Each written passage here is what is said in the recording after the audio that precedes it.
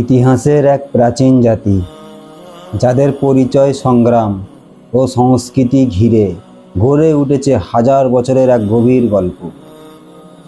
আজকে জানব ইহুদি জাতি সম্পর্কে কিছু চমকপ্রদ তথ্য।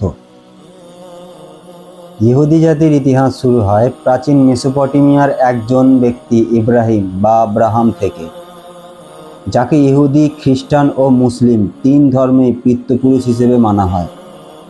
ইহুদিদের প্রাচীন ধর্মগ্রন্থে তানাখ বা আমাদের কাছে পরিচিত তাওরাত এ বিবৃত হয়েছে তাদের যাত্রা, মাসি ও ফেরাউনের নিপীড়ন এবং মাসার নেতৃত্বের উদ্ধার। ইহুদিবাদের মূল ভিত্তি এক ঈশ্বরবাদ, বা তারা এক ঈশ্বরকে পুজো করে। তারা একমাত্র ঈশ্বর ইয়াহোভা, মানে তাদের কাছে একটা ঈশ্বর আছে, সেটা তাদের তাওরাতে লেখা আছে। তাদের ঈশ্বরের নাম হচ্ছে আহোবা, যাইতে তারা বিশ্বাস করে। তাদের প্রধান ধর্মগ্রন্থ হলো তাওরাত। ইহুদিরা মানে সাব্বাত, হানুক্কা, পাসোয়া সহ বিভিন্ন ধর্মীয় উৎসব পালন করে থাকে তারা।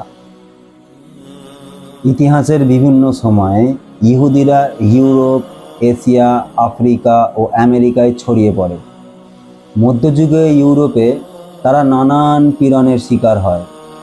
দ্বিতীয় বিশ্বযুদ্ধের সময় হিটলারের নাৎসি বাহিনীর হাতে 6 মিলিয়নের বেশি ইহুদি গণহত্যার শিকার হয়, যাকে বলা হয় হলোকাস্ট। এটা আপনারা সকলেই শুনেছেন অবশ্য।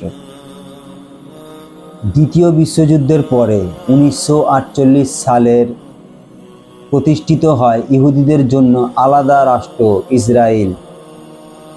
এটি মধ্যপ্রাচ্যের একটি গুরুত্বপূর্ণ দেশ, যেখানে এখন লক্ষ লক্ষ ইহুদি বসবাস করেন।